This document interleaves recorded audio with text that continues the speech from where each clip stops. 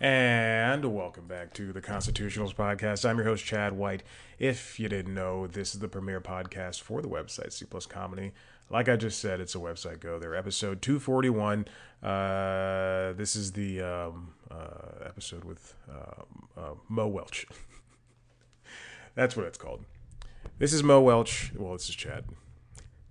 And if you're listening to the audio version of this show, in a couple of minutes, you'll hear me talk about Mo Welch, who's a wonderful comedian slash storyteller, if anything.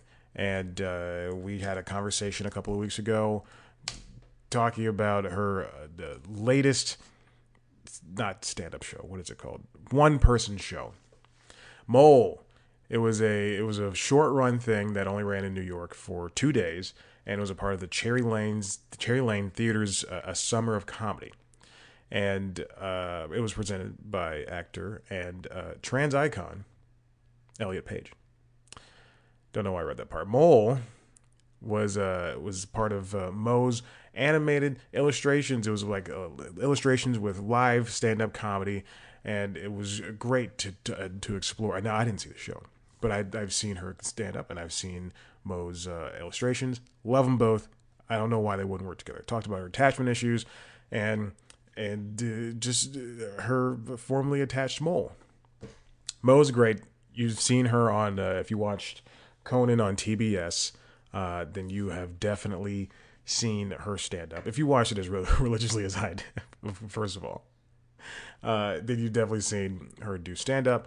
She is a fantastic comedian, and there's one joke, I'm not kidding, and I told this to her during the interview, that I had been thinking about for years, so much so that I thought I wrote it myself, but I've been thinking about it for years.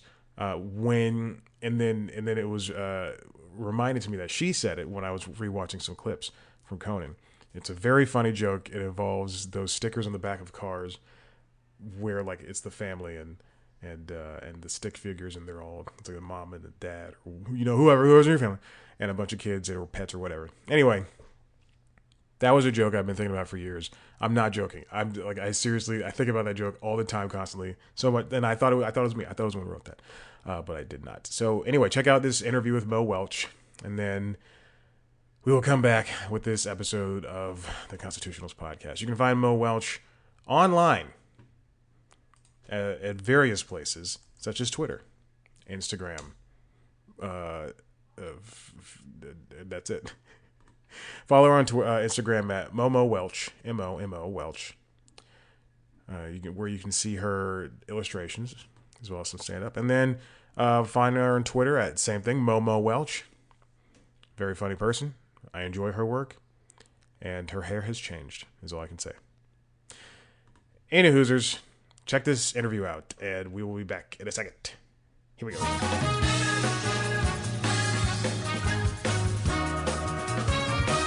It looks like you're in a cozy spot there with that the green background. Got that jacket on that it seems to be out of season. I know it's like probably 90 degrees out, but the AC was on in here and I'm like, why am I so cold? That's such a my AC's been out for like 2 weeks. They finally fixed it, I think, like 2 days ago, Wednesday, and it was the most. It was so frustrating to just be like sweating all the time and gross, and yeah. Now I'm happy that I'm cold all the time because now I'm leaving it on like freezing because that's what we deserve. Yeah, I actually can't handle no like when I first moved out to LA, because it'll be like 90 degrees in December, Mhm. but it would be like I was going on a lot of auditions when I first came to LA, and I'd have to like put a change of shirt in my Volvo because I had this old Volvo that had no AC and leather Yeah. seats, and I would just be like sweating when I showed up. Yeah. And that's the reason I didn't get the part. That the only reason. What did Yeah. you like the auditioning process? Is that are you still doing that? No, I've kind of opted out of it. I only go if it's like if they ask for me. Mm, So yeah, it's not my forte. yeah, yeah. It's the It's only hard to stand up, you just yeah you're like wait, you're like, why aren't you laughing? the the only like the exposure I have to auditioning is La La, like essentially what La La Land is, the beginning of that movie where Emma Stone, she spills the coffee on herself and she has to wear the big parka inside to do the audition, and like other things like that. So I mean, yeah, the way you describe it, it sounds exactly as it is, and it sounds like it's the worst thing in the entire world. It's so much sadder than that scene too, because you have like you show up in a room, and a lot of times it's really, I've had some shady auditions where you're going into warehouses and there's like holes in the wall, and you're like, is this the Mhm. way to the audition? Yeah. And then you get in there, and the waiting room has, 15 people that look like you. Right. It's just like you're like, oh, okay, well, if any of these people took acting classes, they're gonna get it over me. Did you so you didn't take any acting classes? You just did you always start in stand up, or how did you get your start in the industry? Yeah, it's been I started as an improviser, but that lasted, I think I did improv for like 3 more months than I did stand up. I pretty quickly got into stand up. And I never really, yeah, I didn't really take the acting route because I can act like I'm myself, and I guess I could do a bit of like funny characters, but that world is like a whole, I always felt for actors when they would go to an audition and they wouldn't get it because it's so hard to book something, and then they go back and they just like don't have anything to kind of go fall back on. But like I could Yeah. always go and do open mics or, shows, and at least feel like I'm getting some sort of something out there into the world. And that kind of extends into the show Mole. It's I didn't see it because it was a live thing and I wasn't Yeah. invited. But I think that's great that you can put together not just like a stand-up set, but like a show on its own and develop something and make this project into reality, put it on and have a couple hundred people see it, and that's what it is. It lives in that space, and that's what you're able to do as a comedian, as a performer. Just make that live show and make it happen. Yeah, exactly. And Mole is like a special show because, I think with stand up, everyone's like, well, what are you working towards? Are you working towards an album or, a special? And Mole is kind of lives, I don't know if it could be a special, like maybe, but it's very much made for the stage because I'm telling jokes and stories to the crowd, but as I'm doing that, there's like this huge screen behind me, and I've like drawn the entire show as well. And so there's like an hour of visual art and then me speaking. And yeah, it's fun to make something where you're like, this is made for the stage. I don't have any other goals with it. Did you? I've seen a lot of your drawings on Instagram, and it's very not it's not a knock, very simplistic, so it's very Yeah, yeah. approachable, and Mhm. I can scroll through and like it's like candy, just like I can have a handful of Skittles. This is my handful. I can have a handful of Skittles and eat everything. Just like I could just scroll through and go, oh, this is good, this one, and keep going. When did you start drawing that art? I started drawing that about 8 years ago. I was, I've always drawn, but then I took a really long break, and then I started with that character, and I wanted, even when I was drawing the very first one, I wanted it to be super simple, and it looks way, like more like beta, like the very first versions of it, and then I kind of like made it a little more, little better for the eye, but I like art that I feel like people can imitate. Like if, a kid wanted to draw the Blair character, they could. Mhm. I feel like I always drew Garfield as a child, and so I like, and for me, like as a writer, I wanted to be able to have the joke speak for itself. So it's like the art doesn't have to be like so intricate. It's the art is simple, and then hopefully, the joke is technically simple, but that's what makes it special, hopefully, is both of those combined. I wish when I used to draw when I was a child, when I like from like fifth grade or third or fourth grade until middle of high school. I drew these comics of a superhero, and his whole thing was he was a superhero, but he was also incredibly stupid.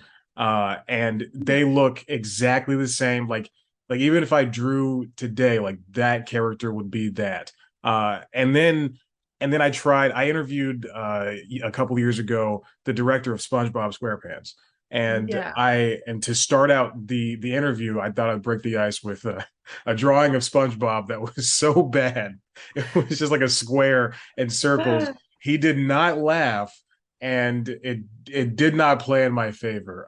So at least you have, you have the stand-up talent, and then you also have the drawing talent with the jokes. So that works for you. For everyone else, not so much. Yeah. Well, why did you stop drawing? It was I really like a story, and I was Mhm. and in these comics I'd done, maybe 400 or so like comics, and I just thought uh it got to be a little bit difficult to continue to operate on them. Like I can like they're all in that closet behind me, and I can go back there, pick out one, and or pick out I have a list of ideas that for the same comic, and it's just hard to continue.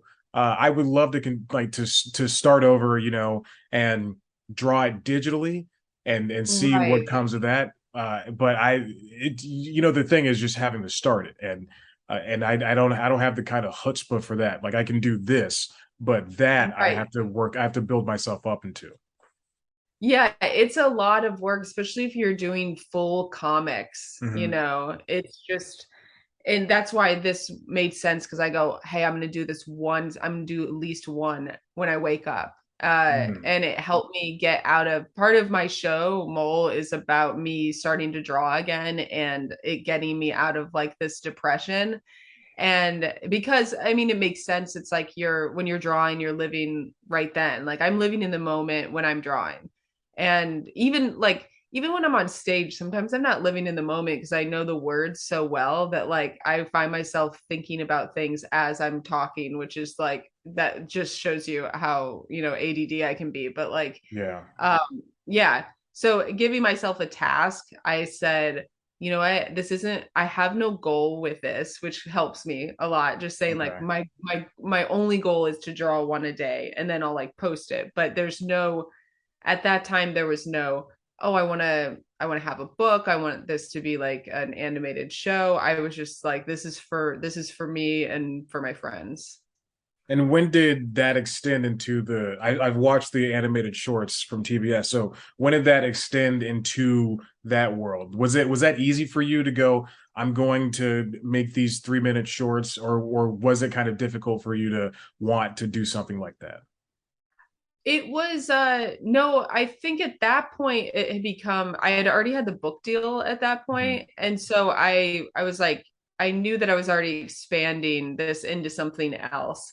And I wanted it to be an animated show. So TBS gave me like, it was like independent, like they gave me the money and Mm. then I made them with my friend Hank Thompson, and we just like sat in his room and he had just learned to animate. So it was very, we were like learning as we went. And then from there I got Chelsea Handler on board and we wrote I wrote a half hour script. Mm. Um and that hasn't gone anywhere yet, but it's like maybe it will at some Yes. point. But yeah, it's easy to expand her character into, like, a lot of people describe her as like an older Daria. So I love writing for a character that's like pessimistic in a world like that's just, a lot of seemingly positive influencers, Mhm. that she can kind of we could just write her in contrast to them. It's super fun. The older Daria is exactly as I would do, and from what I've seen. It's Were there any influences that you aped from when you were starting out with this character?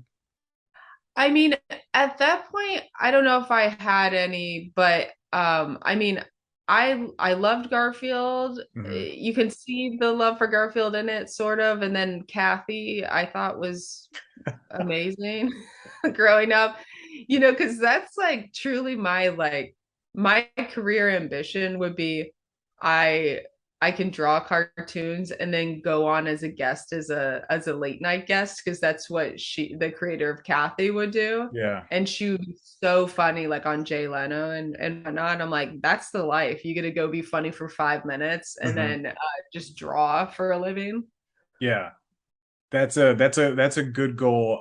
Because that reminds me a lot of, Colbert and Seth Meyers. They have, Myers is like very proud of like having authors on, and Colbert has a lot of business people on. So I think we need to Mhm. bring back more cartoonists. Like we should have the and including like the New York Times crosswords people and regular cartoonists, and yeah, I would love to see more of those people. Even though they're slightly above, regular people who do regular jobs, and then they're slightly in the middle of entertainers and yeah, I would love that. That's a great idea. Yeah, they're funny in a different way. Like you can get some pretty odd, I mean, obviously there's some odd comedians, but I've met a lot of odd cartoonists where I would just like be completely comfortable trying to pick their brain for 3 hours. Yeah. It's and speaking of the odd comedian, your stand up, I want to talk about one joke in particular Yeah. that I truly I've thought about for years, and then at one point I thought I wrote it myself.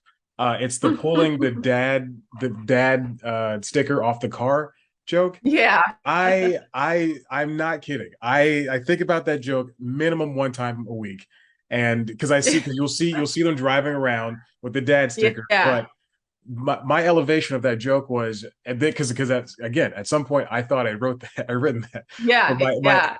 my elevation of the joke is they get into a crash and then you wonder if everybody's all right, but then one sticker falls off. It's yeah. Yeah. I love that. I love Yeah, your that's joke. I love your take on it. It's the divorce thing. So yeah. It's so it's when you do a joke because I did that on Conan and so I didn't do that joke like I haven't done that joke on stage since then I think Mhm. and I'm preparing for an album right now and you that's exactly what you're doing like how you just elevated the joke. I'm like how can I tag this joke more and so I'm sure the joke will get even I'm hoping it'll get even better but yeah, I was obsessed with those stickers and I did have merch at one point, which was Blair, and then it said just me underneath it. And I made the stickers and a couple of my friends, people bought them, but it was like yeah, I made the just me sticker so people could I should bring those back actually. Yeah, yeah. People love buying things and like if they especially if they love you, they will take that and show you off and yeah, I think you could definitely do that again. Yeah. Now, are you still a WNBA fan? Oh yeah, but I Mhm. mean, actually, my wife just got me for my birthday. She got me season tickets to the Sparks next year. So Wow. next season is going to be a big season for me. Big Yeah. year of me just sitting at crypto arena Yeah. with the Sparks. But yeah, I love really early on. I was trying to get WNBA jokes in there, and at the beginning, it was me trying to show the pay gap. But I felt like it sounded like I was shitting on the WNBA, and so I Mhm. had to switch it around because I didn't want it to like I'm in support of the WNBA and I wanted to talk about it on stage. And so that's when I came up with the song. So I was like, well, what if I like try to teach the crowd all like tell them if you know the WNBA teams like you will be like everybody will love you like every female will love you anyone in the WNBA will love you so that was just me trying to teach one I think one time on stage I was like let me see if I could teach you guys all of the teams and then I put it into that song that you would learn things memorizing song when you were a kid Yeah. to yeah so it was it'd be like LA Sparks and New York Liberty and then I constructed that and that was honestly just to try to see if I could teach people the teams. And you know what? It's even catchier now, especially because to that tune. And yeah, Right. I like the WNBA. I admittedly I don't watch it as much as the NBA proper, but I do have friends and Honestly, people. me too. Yeah. Yeah, like and also it's hard too because it's like if you don't have cable or streaming cable or whatever, then you can't watch it unless it's going to be on ABC or NBC or whatever it's going to be on. But I think this season has been more publicized than seasons of the past because now I know that, well, obviously the pay gap, like I knew that like years ago, but then it's who's Yeah. retiring, who's leaving, who's deciding not to continue in the career aspect of the WNBA. It's good that we can continue to talk about these, but like we need to elevate them in the same respects that we have those the guys in the regular NBA. Oh yeah, and a big part of it I think was like, Kobe was a real, he's a huge proponent on the WNBA and women's basketball. And and honestly, there's like these photos of him from you know, 4 years ago or whatever, where he's wearing the WNBA hoodie, and then the Mm. WNBA hoodie became like this thing that like other guys wanted to wear. And so with the help of the guys in the NBA, the WNBA becomes more popular. And especially if some of them will just come out and say, hey, stop trolling the WNBA and stop trolling female athletes. Like, I think that will be huge when like LeBron can be like, hey, just stop trolling Mhm. them. Like, this is, you know, this isn't about you saying like that you could beat any WNBA player. But Right. anyway, I'm obsessed. I think it's all, I love basketball. I'll watch, if it's on TV, I'll be watching like high school championships. I just love watching the game. And I watch the Bulls have not been great. But I watched almost all the Lakers. Yeah. I watch more NBA games too, but also there's so many more NBA games. And there's so many more chances to watch them. Like they're all, if they're sometimes they're all on at the same time. And Yeah. you have to pick and choose. Like, okay, I'll go to this game. I'll go to this game. I wanted to know, what team would you be on for WNBA if you could choose if you were still playing? Yeah, I'd have to be on the Sparks because I live here, so that'd just be convenient. But if not, I'm going to the Chicago Sky and I'm going to Yeah. play with Candace Parker, who was just outside of my conference in high school because we had heard when I was playing because I'm from outside of Chicago, and Candace, like someone had said, "Hey, there's a girl who can like dunk." And we were like, what? Like, yeah, there's a girl in Naperville who can dunk. And we're just like, okay, so we thought we were bad now. And now Mhm. we're like, people are dunking. We're not gonna have a great season. And you're from Normal, Illinois, correct? Yeah, I'm from Normal. And then when I was 12, I moved up to a place called Oak Park, which is outside of Chicago. Mm. And I went to high school at Oak Park River Forest High School. It's a bit of a mouthful. Did you perform stand up in Chicago at all? Yeah, I started in Denver. I was there for like I want to say a year, and then I moved back home to Chicago and I was there for probably 4 years. And I was like very deeply in the scene there. And then me and a bunch of other Chicago comics moved out in the same year out to LA. Mm, mm. Mhm. And so you've planted your seeds in LA. You've got you're a LA fan, Laker fan. You got Sparks fan. Are you there to stay? Is that where you're going to build the rest of your career? Well, I probably would have left because it's not that I failed LA, but I feel like I've done, you know what I mean? Where I'm like, I don't have to be in LA. Yeah, yeah, yeah. And I think anyone else in my position would be like, let me try to do this somewhere else. Let me, move to a different city. But I married somebody from LA, and and then we had a kid. And I think that we just are stuck here. And it's a good place to be stuck, but I for sure would have been like, I'm going to New York because I can get more stage time there. Yeah. So it's its own challenge trying to do stand up and live a life out here. But yeah, I've been out here for 10 years, so it's like I feel like a native. Yeah, you got to basically Yeah. have to buy a burial plot now. I know. Yeah. I'm gonna have to get buried in hopefully whatever that famous one is called. Forest lawn. Yes, yeah, that'll be perfect. Um, Mo, I appreciate you for spending time with me today. This has been very fun. Very Yes, so great to meet you. yeah, it's I'm glad I could finally crack down on that the pulling off the sticker joke. Oh my God.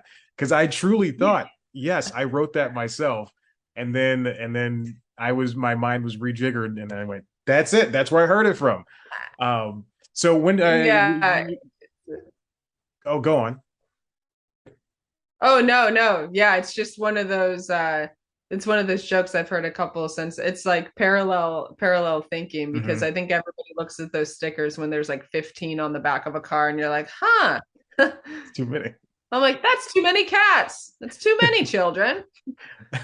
When do you think that you're gonna be done with the album? The album I'm going to be actually probably October 7th. I will be recording it in Chicago at the Lincoln Lodge. Wow. And and then so however long it takes to put that out, let's see how many edits I have to do on myself. So hopefully by the end of the year. And yeah, I'm still trying to find a name for it. So open to names. Hey, no worries, of Good course. title. Well, Yeah. you know what? Congratulations on Mole. Congratulations on working on Thank the you. album. You're doing a great job, even if nobody says you're doing a fantastic job. And thanks again for talking to me today. Thank you.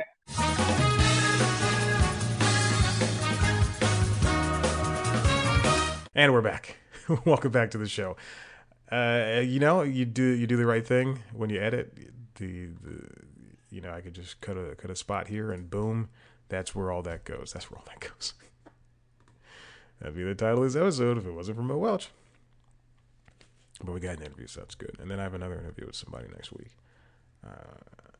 I've started at one point. I stopped saying yes to. This is gonna sound so mean. There, and the rule still stands. If someone sends me somebody who I've never heard of and does not have a body of work, then I like a substantial. But that doesn't mean like they have to be successful. I'm talking about a body of work that I can review and go, okay, I want to talk to this person. Then there's no point in me talking to this person because sometimes I'll get offers for people who have like 50 followers. I'm like, I have more followers than you. You can't. We can't have a conversation. It'll just be two regular people talking. But then when I get somebody like the person I have next week, or Mo or Alyssa, people who I can either see do their work or who I know, then it's fine. It's good. I can go, all right, great. This person's great. When I get bigger names, when I get huge names, not saying that those names are big, but I'm gonna say when I get bigger names, when I get your Jimmy Pardos, when I get your Maria Bamfords, your Ron Funcheses, that's when I go, yeah, immediately. There is one person. I'd have already told the story. I've already told this version of the story where this story where I reached out and to this person on their website, and they're huge, like they're big, not like Bill Burr. I don't know why I can think of Bill Burr, but they're big and they're on television and they've been doing stand up for a long time. And I reached out to this person. They responded to me personally. That'll be great. Let me reach out to my people. And then the people said no immediately. I've also been trying to get Nicole Byer for the longest amount of time, but that's not gonna happen. I can't believe there was one point I was this close to Tiffany Haddish right before she went belly up, like big. It was right after Girls Trip, right before she exploded for that second time. It was right after Girls Trip. I'm so pissed. I could have had Tiffany. You could have seen me on the front page of Variety. There was an interview. There's a profile piece that Variety did for Billy Eichner for his movie Bros, which is going to be a queer love story produced by Judd Apatow and Nicholas Stoller. Now, I do like all three of those gentlemen, And par for the course with Nick Stoller and Judd Apatow movies. No people of color in that film, with the exception. I'm talking about people on the poster. Like if they had a poster and it was like 7 names, if one of those names is not a person of color, then that's how I know I can't see that movie. I want to support it, but you know, let's get some darkies in there. I'm serious. That ties in with our first story. This comes from David Folkenfilk. That was from NPR. People of color at New York Times get lower ratings and job reviews, union says. So this story is from a couple of weeks ago, but it still is prominent, in my mind at least. The New York Times, for all intents and purposes, for the past, I think maybe couple of months, has been putting out stories about the Washington Post, how they have job cuts, or someone else in their what's it called, in their aura, in their medium. And it only makes sense that they get the same treatment back. And Folk is right. 1,000, there's data, comprehensive data for 1,000 New York Times employees that were conducted by members of the union. That represents its newsroom found that black and Latino staffers are far less likely to get there than their white peers to receive strong job ratings. So what they're saying is that when it comes to job reviews, when you're in the middle of a job, you get a performance review, and the white staffers often got higher scores. Here comes a quote from the News Guild chapter, representing employees of the New York Times. Being Hispanic reduced the odds by receiving a high score of about 60, and being black cut the chances of high scores by nearly 50%. 60% and 50%, excuse me. That's for a publication that tries to tout its diversity and culture. In the same thing can go for NPR as well, because we know that they've had their own issues with race.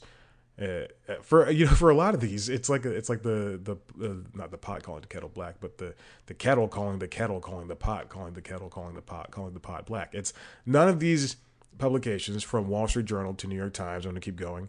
NPR, the ones that I read: NPR, Atlantic, New Yorker, New York Magazine, Vox. Those are the main ones I read. Oh, and that's it. Those are the main ones.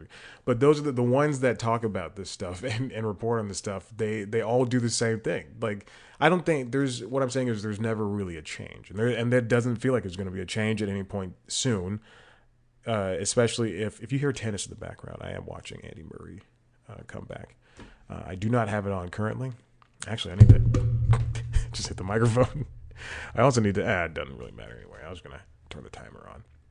So maybe I could turn the whatchamacallit, the game on here. I mean, I got to pay attention to the show. Anyway, you just watch me work that in real time. It's just kind of unfair, especially when the ones who were told to report on these stories, or their handful of, not on these stories, on stories that center around race and stuff, or the handful of brown people that they have. Taking them off of beats that they typically cater to. So the analysis was started about 2 years ago, and nothing huge has changed in the past 2 years. They need to build a diverse staff. They need to hire people who are diverse. It's all starts from the bottom. So if they want the diverse staff, but they need to hire people who are diverse, they're not interviewing people who are diverse.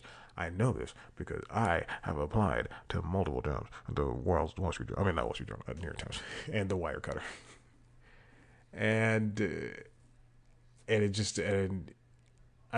think I have the skills to do it. But if the people, let's look at Washington Post. They recently hired Taylor Lorenz off of New York Times. If you're going to keep hiring the same people who look like her, no offense to her, she's a great writer, and I'm in love with her. But if you're going to keep hiring people that look like her, then it's just, you're kind of shooting yourself in the foot when it comes to diversity. And even if she, she does fit one sect of diversity, she, like a young white woman, she is still a white person who is always going to have those opportunities above the young black woman, or the young trans Asian person, So there needs to be an active role in hiring somebody who, yes, who can work for the company, who can put out the amazing work, which I'm sure there are a metric crap ton of people who can do that. You're just looking at the same 12 types of people: the brunettes, the blondes, the guys with glasses, the guys without glasses, the white guys with beards, the guys without beards. One former New York Times reporter who is Asian American told NPR she wept after getting mediocre job ratings, even though she had received positive verbal assessments. This all comes with this is like applied bias. This is, I stopped watching this season of Big Brother because I don't like showmances. I truly don't on any competition show. You're there to win a prize. Just like in college, someone asked me. I went to a bachelor trip weekend last week, and someone asked me, "Oh, do you like sports?" And I only named, the professional sport: NFL, MLB, NBA, NHL. I only watch professional sports because when you're in college, you're there to go to college. You're like, it's like 1% of them goes to the league, to the professional leagues. Anyway, you're there for college and you're there to learn. And if my children decide to go, if God forbid, if I have children, Jesus, if a woman will kiss me. But you're there for college. College first, sports second. And what was I getting at? But anyway, I just said, yeah, they're there for college. Anyway, the point is, because I forgot the point I was trying to make. The point is, they just hire diverse outside of who you're comfortable with. Anyway, I was talking about Big Brother. So Big Brother, they knocked out a competitor I really liked, a person I really liked, and because they did a split down the house, and one group was outside, one group was inside the entire week, and they knocked out. There's a guy outside that I really really liked, and because of showmance, got ahead of him, and not him. He wasn't a part of showmance. It was a different. Anyway, it doesn't matter. So this guy was knocked out, and so I'm gonna stop watching. And then I woke up on Friday this morning, the morning that I'm recording this. So this morning, the Friday morning, and they talked about. I saw an article about how the person that was knocked out this week, who was part of the showmance, went to the remaining white competitors and said, we need to form our own alliance. I'm paraphrasing this, but he said the cookout last season, was all the black competitors got together so they could take control of the house for the first time in Big Brother history, because usually all of the brown people would get knocked out of the show. So the black competitors decided to get together and say, we're not taking this anymore. And so this young man goes, who grew up in Mormon, Utah. And now I guess he's not a Mormon anymore, but when I say he's a TikTok influencer, he dances, he does all that stuff. And he's like, if you say, I'm looking for a bland white person, this is the guy you're looking for. His name is Kyle. And, he said, he went all the white competitors and said, we have to make our own team. We have to come together and make our own team because we can't stand for this. And I think it's passive racism. It's not active racism. It's passive racism. It's like you can be passive aggressive or actively aggressive. This is passive racism. I don't think he's inherently racist because he grew up in Podunk, Utah, with a bunch of people that look like him, a bunch of blonde-haired, blue-eyed people, and he saw the first white woman on his show who happened to grow up in the opposite of Utah. Well, which is the same. It was the Utah of the South, Florida. And he happened to start liking her, even though there's a plethora of other women on that show he could have talked to. But anyway, so I think it's just like who you grow up with, who you choose to be friends with. Now, I mean, at this point, he's an adult, and he should know he can be friends with and talk to other people who don't look like him. But that goes for that's the same thing here.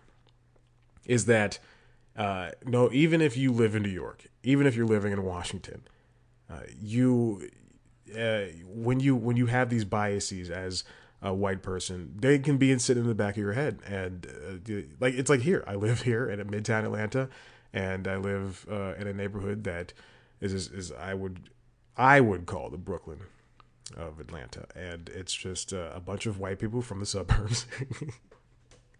It used to be a black neighborhood, but a bunch of white people from the suburbs came down, and I don't want to say it's gentrification because the neighborhood did need it. There's parts of the city that did need it, and there's parts of the city that frankly don't. But uh, they added stuff to it, and now people from mostly white suburban areas of Georgia, when they graduate from high school, they go, or they graduate from college, they go, all right, I'm going to move to the city, and they're surprised when I'm walking through the parking garage or I'm running down the street. There's a black person. It's not like that, but anyway, New York Times, get your stuff together. This is a clean show. Get your stuff together. Diversity efforts need to, as much as they start at the bottom, they also come from the top as well. So you need to have higher people in positions, higher people. You need to have dark people in brown people in positions. Where if I can't read this is gonna sound. Look, people on LinkedIn always messaging out of the blue. Oh my god, I hate it so much. I'm a TV producer asking me, do you want to be a doctor's assistant? No, I can't. I'm a recruiter. Anyway, hire brown people who can do these jobs because they can do their jobs just as well as these white staffers. According to the most recent figures, and I'll finish on this, posted publicly by the paper last year, people of color made up 33% of the company and 23% of its leadership positions in 2020. Both were up 2% from the previous year. The paper set the goal to double the share of African American Hispanic colleagues by 2025. However, the company said that attrition, there was a workforce attrition, black slash African, and Latino slash Hispanic colleagues. Maybe I don't know. If people are African, maybe just call them African. If people are Latino, call them Latino. There's different nationalities in there. Just saying. Colleagues left at elevated rates. Yeah, because they weren't being treated well. That's the thing. Anyway, it's all bullcrap. Let's move on. This comes from the Hollywood Reporter, written by Scott Roxborough. Netflix owns the festival season, but still won't release its movies in theaters. Netflix, for the past couple of years, since I would say Okja, there has been a, especially when it comes to the Cannes Film Festival and the Oscars, there have been rules set that movies need to go to theaters if you want them to be considered for those prestigious places, those prestigious awards and prestigious festivals and everything. They need to go to theaters for, I think, like a couple of weeks. And every single year, Netflix, ever since Okja, they've had to comply. And every single year, they've put their movies in theaters for, at least in America, for at least 2 weeks. So the movie Roma, for instance, was in theaters for a couple of weeks. And I think I've definitely seen a couple of Netflix movies that were meant for Netflix in theaters. Not a lot, but just a couple. Not The Irishman. I wish I'd seen that in theaters because I think I watched that. Oh, I was in the old apartment. I remember watching that on a Sunday, and I said, I'm going to watch this movie. And I remember at one point I had to start making dinner, and I got up. None of this means anything. So there's 4 movies that are in competition at the Venice Film Festival that started this week. White Noise, which is a movie from Noah Baumbach, who, hey, coincidentally, makes movies that are basically white noise, that star white people, and it's just a bunch of noise. The company also has the Blonde movie, the NC-17 Blonde with Ana de Armas, who recently said she doesn't know why the movie's NC-17. Like, there's a lot of other things in other movies that should require those movies to be rated NC-17. I mean, unless there's like a nude scene where she's getting railed by JFK, I don't see why this movie should be rated NC-17. I want to put this inside you. That's pretty good. All right, cool. Oh boy, it's hot in here, isn't it? Also, my air was out for 2.5 weeks. Yeah, it's frustrating. Roman Garvis's French drama Athena and Alejandro Gonzalez Inarritu's Mexican epic Bardo. They're all gonna be in this festival. I just recently learned about Bardo and I'm so excited. It's gonna be 3 hours, Spanish, a Mexican language film, a Spanish language film.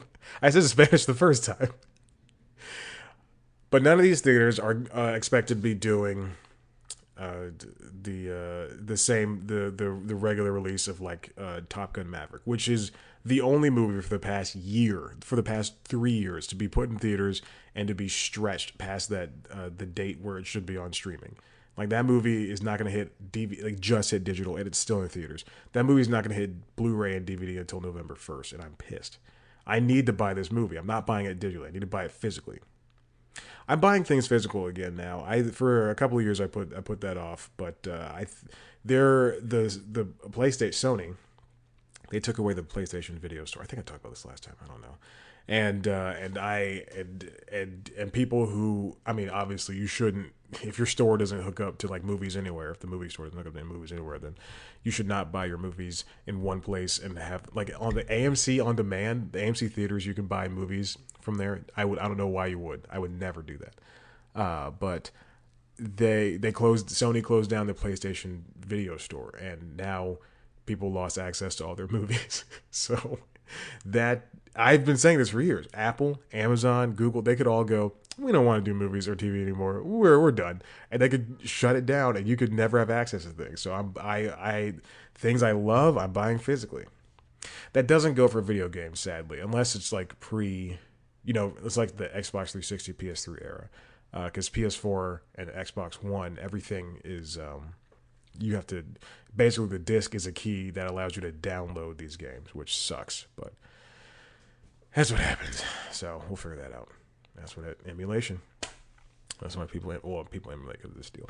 Anyway, let's get back to this. The streaming is a priority over at Netflix, and that is it is a problem when it comes to the film community. Netflix people criticize it. All the awards that came from Roma, which won the awards from Venice, the Venice Film Festival. It won BAFTAs, Golden Globes, DGAs, Directors Guild, and Independent Spirit Awards, and 3 Oscars. It could have had a really good opening at the theaters if it had a weight behind it, but Netflix is saying streaming is the only thing we can do. We're going to do 2-week releases and that's it. But now I think as Netflix readies its ad supported offering, it's was it PVOD? Is that what it's called? Anyway, I don't know. I forgot the term. Is ad offering it's going to be $7 or $8, and they're upping it. It was going to come out next year, but now I think they upped it to this year, sometime around Thanksgiving, so that they could, or prior to Thanksgiving, so that they could beat Disney to the punch. Is what I read. I don't know if that's the thing. So it's we gotta. Anyway, the ad offering. I wonder if that's a change for them because they said they'll never do ads. So it makes me think that they could go to theater, like just put your movie on theaters.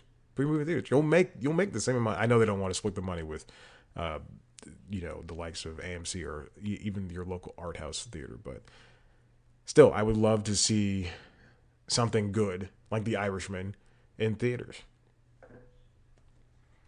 I pay to go see things. I saw Dragon Ball Super last week or 2 weeks ago. It was fantastic. Oh my God, children were talking the entire time, but it was fantastic to see that movie in theaters. The Italian Culture Ministry asked for a 90-day mandatory theatrical window for all movie releases, and there's France is doing the same thing, who does the Cannes Film Festival.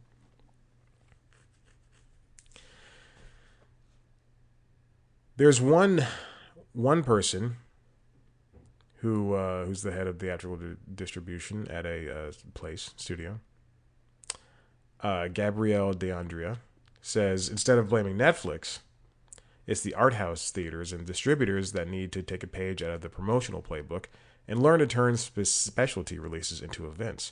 Yeah, that also does make sense. So if Netflix plays ball and decides to say, hey, we're gonna put Roma 2, fine, I don't know.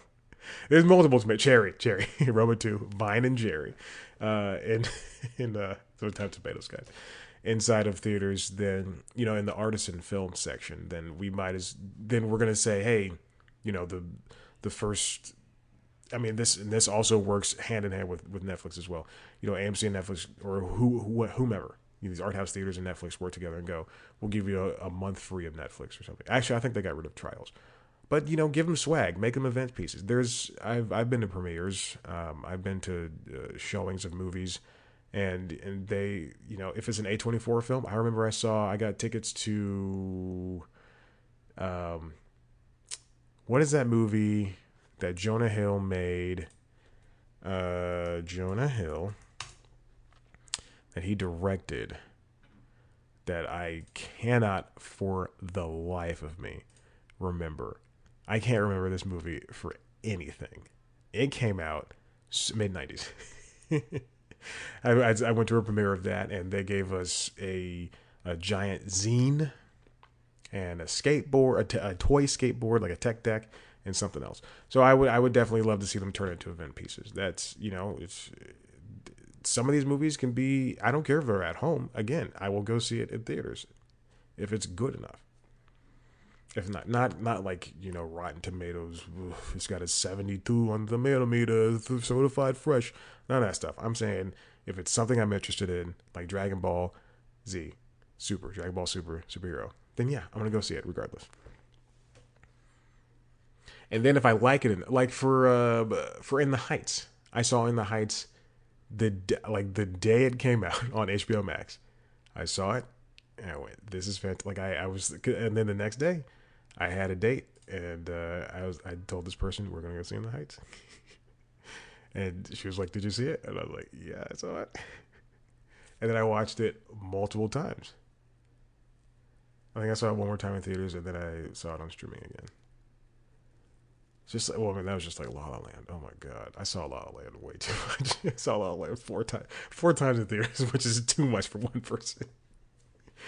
3 or 4 times in theaters, and then it came out on Blu-ray like almost immediately after that. I have to do my time card. I just realized that. We had being at HBO is great. I love it. It's my favorite job, and I hope I continue working there. This next one comes from Hollywood Reporter. Speaking of streaming movie services, written by Alex Weprin. Streaming's battle of the bundles era begins. There's too many S's.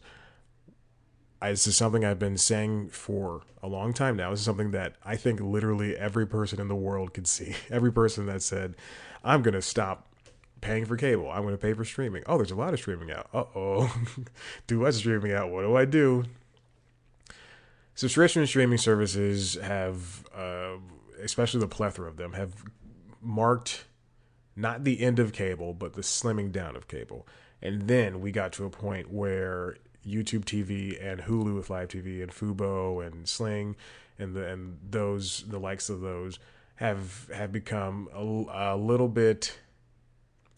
I'm not going to say YouTube TV is obviously dominant, but I'm not going to say that those are the the best way to watch television.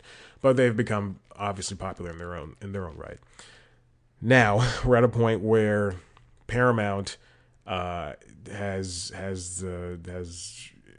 everything it needs, and Warner has everything it needs, and Disney has everything it needs to become these streaming powerhouses. Disney's been doing a bundle for a couple of years now with ESPN Plus, Disney Plus, and Hulu.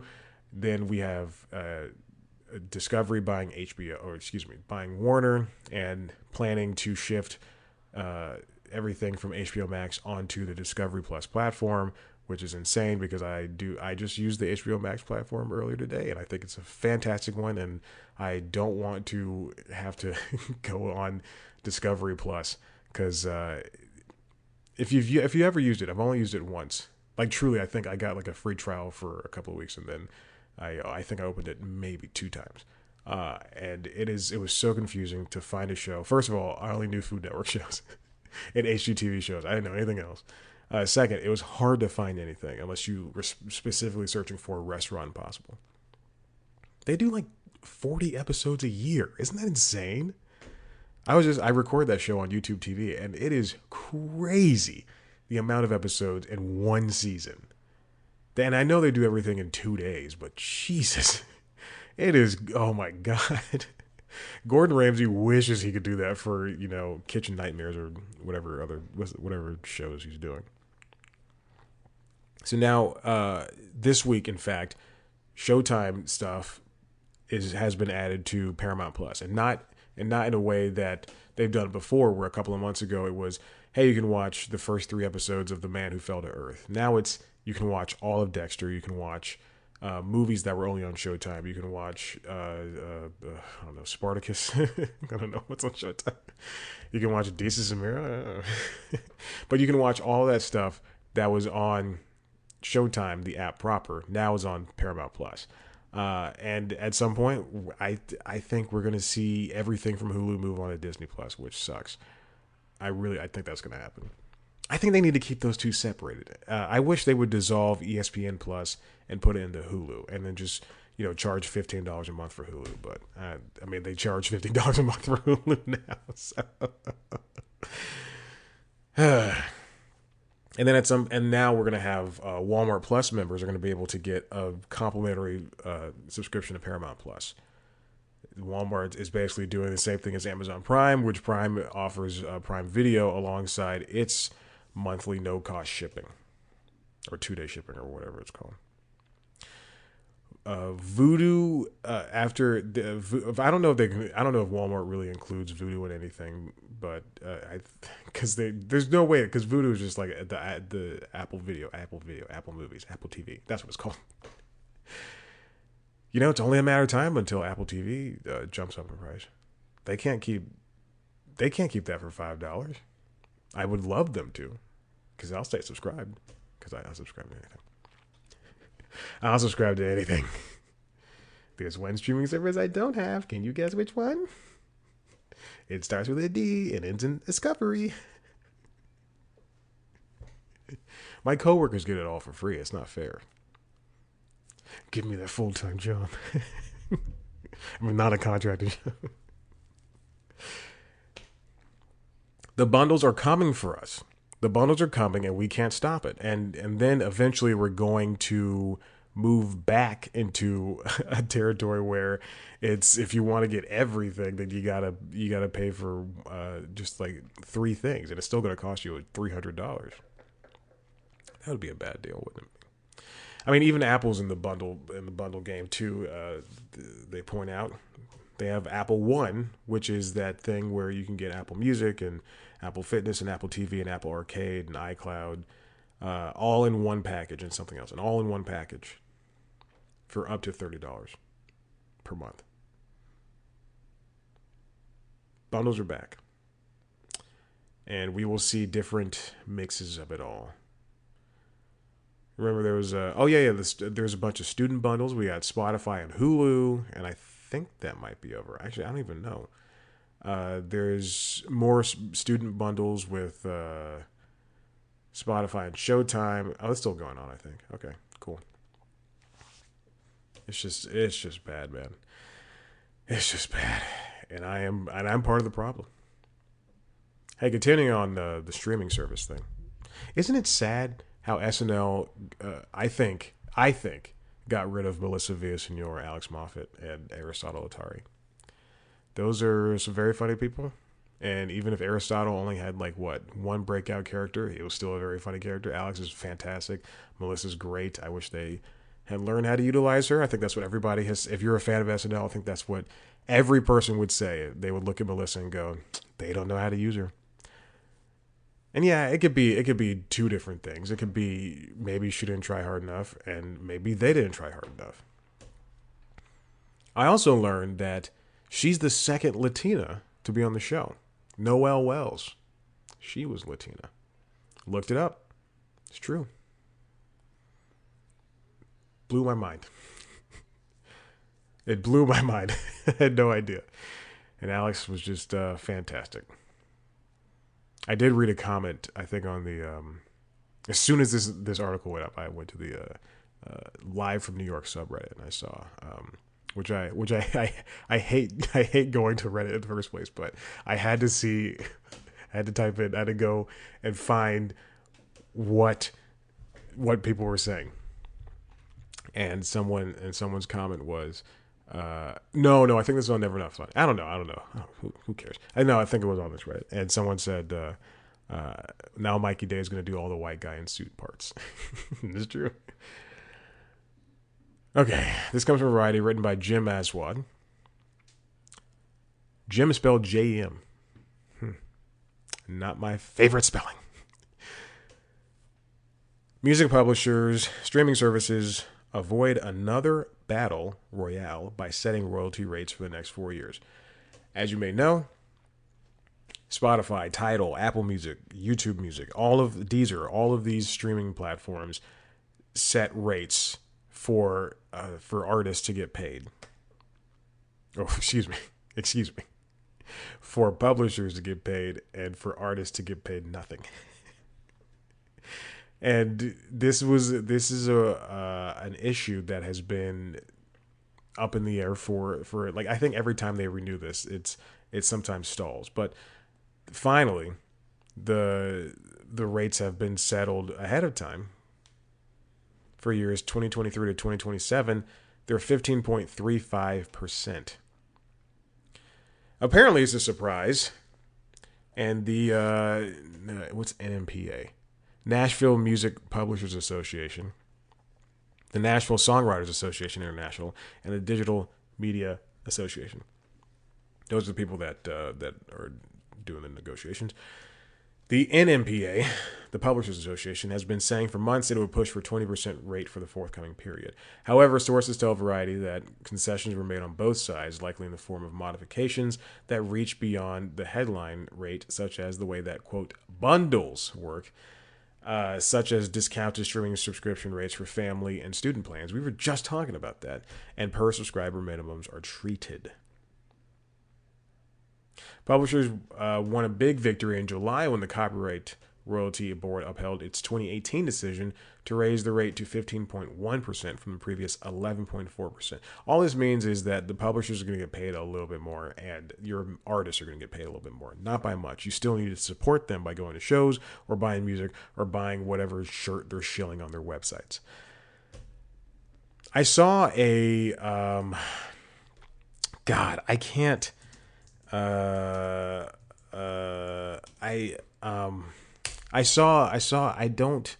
don't remember where I saw this. But here I found another chart. A chart for how much each streaming platform pays. Tidal pays the most because it has a tier where you can pay artists that you listen to. Apple's next. I think this is wrong. I think this is per stream. I think this is wrong, but Tidal definitely is up there. I believe YouTube pays a lot more than what people think. But there are calculators out there to help you with this. The artists need to get paid, and they have to. These publishers go to battle, and I mean the publishers are getting the most money out of all of this, and I don't like it, and it stinks. But that's what happens when you have to deal with this crap. Wow, I've been going for a long time. Hey, let's continue. Variety. Brian Steinberg. Broadcasters boost afternoon news and bid to thwart streaming rivals. Now that I read most of this stuff, this might have been meant for news time. Let's talk about it. Broadcasters have been, and more importantly, ahead of time, it's been ABC who's introduced a 1 p.m. hour that is akin to their to their morning show, Today Show, or excuse me, I'm sorry, Good Morning America, they're trying to capture that morning show style, but in the afternoon. I don't know when people are supposed to, like, the only people I can see turning on broadcast news in the middle of the day are like older people who are waiting for soap operas to come on. Each weekday at 1 p.m. on ABC, Amy Robach, TJ Holmes, and Dr. Jennifer Ashton host the hour of afternoon news called GMA 3, What You Need to Know. 3 is their third hour. They've been doing this, I think GMA has been doing this for about a year and a half now or something like that. They've been doing it for a minute. And but it has since transformed into something else. Like this, in a recent episode, they opened the hour with how monkeypox is affecting children, as well as the flooding that's happening down here in the in the Southwest. And then they talk to famous people too. It's the same thing, but I think a little bit more condensed. I think they have more room to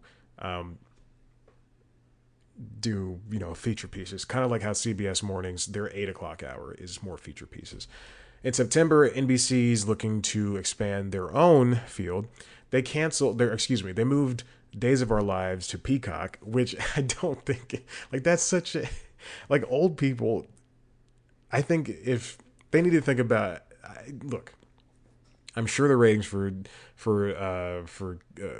soap opera shows aren't exactly the highest things in the world. However, I do believe that there's an older generation that doesn't know how streaming works, that just turns on the TV and says, I can't wait to see my stories. And when they see Days of Our Lives go to Peacock, they're going to go, what the hell is this?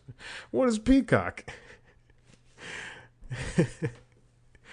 Now, they've introduced NBC News Daily, or they're going to introduce NBC News Daily. I don't know what this show is. The premise, depending on the hour of the day, Kate Snow and Aaron Gilchrist or Morgan Radford and Vicky DeGuyen will update viewers on breaking national and international stories. But there's not that much. I think if people really want to see that type of news, they're going to go to MSNBC or CNN or Fox News or CNBC to see some midday stuff. I don't think people... I don't know, because whenever I go to, like, let's say I go to a public, like a store, or there's a Kroger up here that on the belt line, this man-made walkway or pathway that has TVs outside and a bar outside, and the TVs, all they do is play sports or news all the time. And I can only imagine, like, or at a mechanic, they have a TV on, it's on ABC. They're only going to see this stuff. I don't know. Afternoon TV viewers are just, that is such a broad yet limited distinction. And you can watch stuff anytime. I don't know. It works, I guess. Now, continuing off of that, we're going to bounce back between these two stories. I don't know. Jennifer Moss over at Variety writes that NBC considers abandoning its 10 p.m. primetime hour for local programming. Again, the broadcasters are trying to step away and focus on something that is more streaming conscious.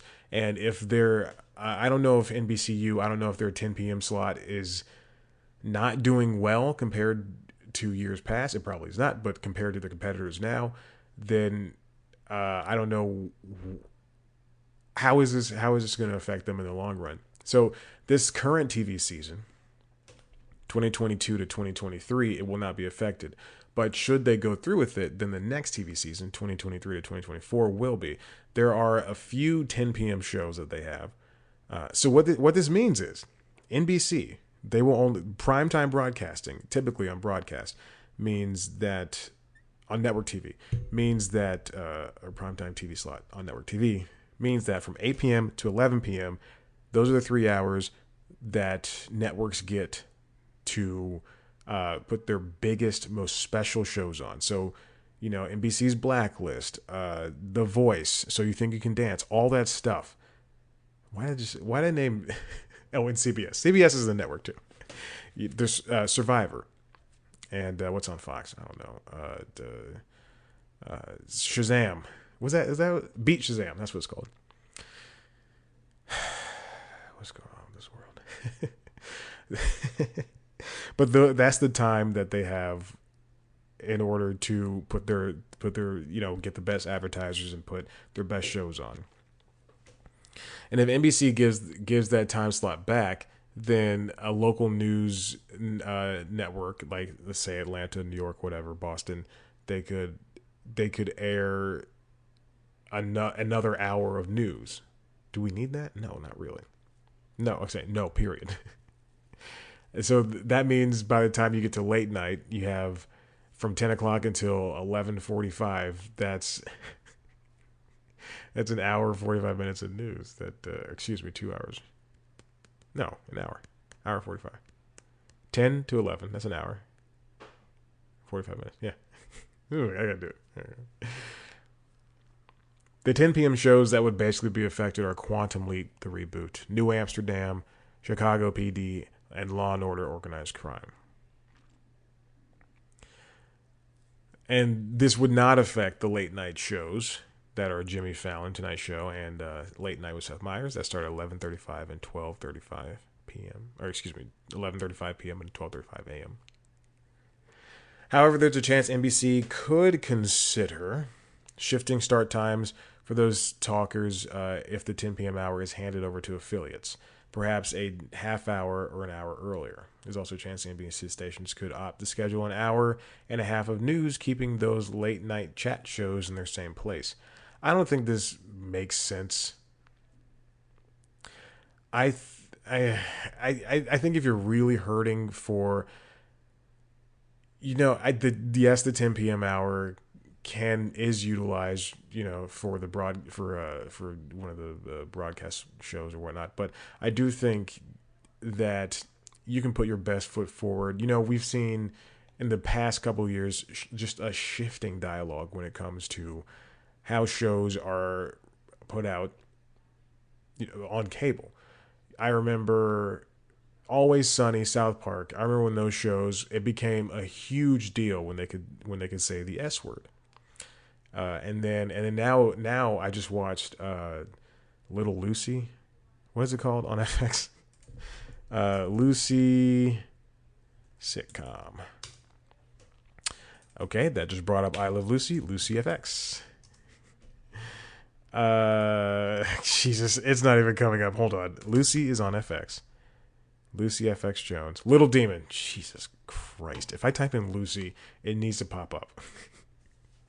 But I just watched Little Demon, and even though that show is on FX and then comes on Hulu, it was fully not bleeped all the curse words in the world. And on CNN, you can say these words too. So I think broadcast needs to really adopt those rules. I know there's FCC standards and everything. I work in this industry. Not worked. I do currently got, knock on wood. I work in this industry. I used to have a job where I had to deal with all the FCC stuff.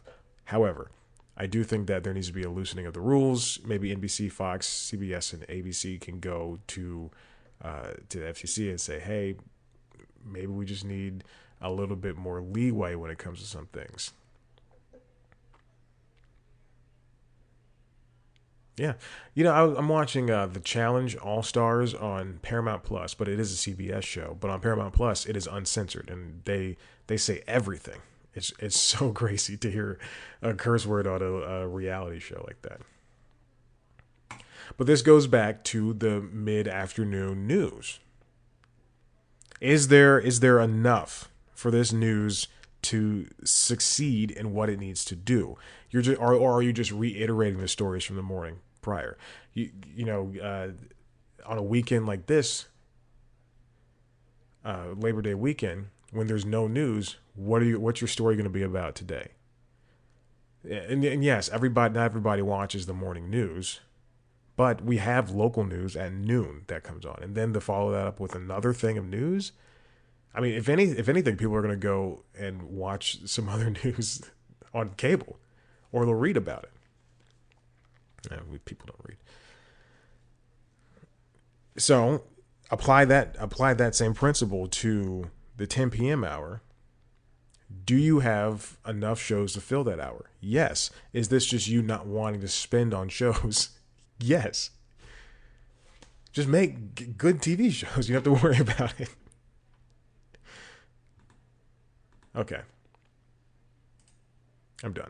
Listen, if you like what you heard here, head to the website, cpluscomedy.com, where there are interviews with comedians like Mo Welch, where there's some other videos. I promise I will get to news time. I promise you. Want to watch the video version of this show, news time as well, which is like the Daily Show except way less funny. Go to youtube.com/cpluscomedy. You can see me sitting in one of my new shirts. It's too tight in the arms because my arms are gigantic. Oh, speaking of which, I for this wedding, for this bachelor party I told you about, I went to, we got the suit. I got the suit. I bought my suit, and I was so concerned that it was going to be the wrong size. So I live above. This is too much information. I went to a dry cleaner to get my measurements, and then I ordered the suit. And the suit came. The jacket is fine. I got a jacket. I got a jacket of pants, obviously. The jacket's fine, and it fits my upper body great. Even though I have like a pronounced chest and big shoulders and big arms and stuff. No big deal. I work out. Even though I'm very, muscular and toned. Same thing for my legs. My legs are very muscular and toned. The pants, they're the biggest size. They had two choices. They had modern and they had slim. Slim is obviously going to slim down. Modern is what I thought going to be a little bit bigger. Was not. I put on these pants. They when I say it looks, I look like I'm wearing leggings. That's how tight they are. Like it's everything is like just popping out. And I promise you, if I wear those pants for more than 1 hour, they will split. So now I have to figure out to buy the same color pants somewhere else, and I don't know where. And that was the modern, and that was my waist size. Or maybe I'll just give them a call and see. Do you guys have any more pants? The thing is, I went on the website last night to see if I can send an exchange. They are out of all of their pants. They're out of everything up until 42. And I don't know what to do, so I'll have to give them a call. So that's my story. The suit looks great on me, though. That's it, to a couple of my exes. I'm like, you're missing out. All right, got to end this show. Twitter, Instagram, at C Plus Comedy. Me on Twitter, Instagram, at Chad Black White. Like us on Facebook. Rate, review, subscribe. Tell your friends about this. And hey, if you want to send, if you look, if you listen to this show and you manage a comedian and they have a good following, just send them my way, baby. Send me an interview or let me get an interview. Thank you for listening. I'm going to pull up the outro music and we're going to tune in and we're going to do this. Goodbye.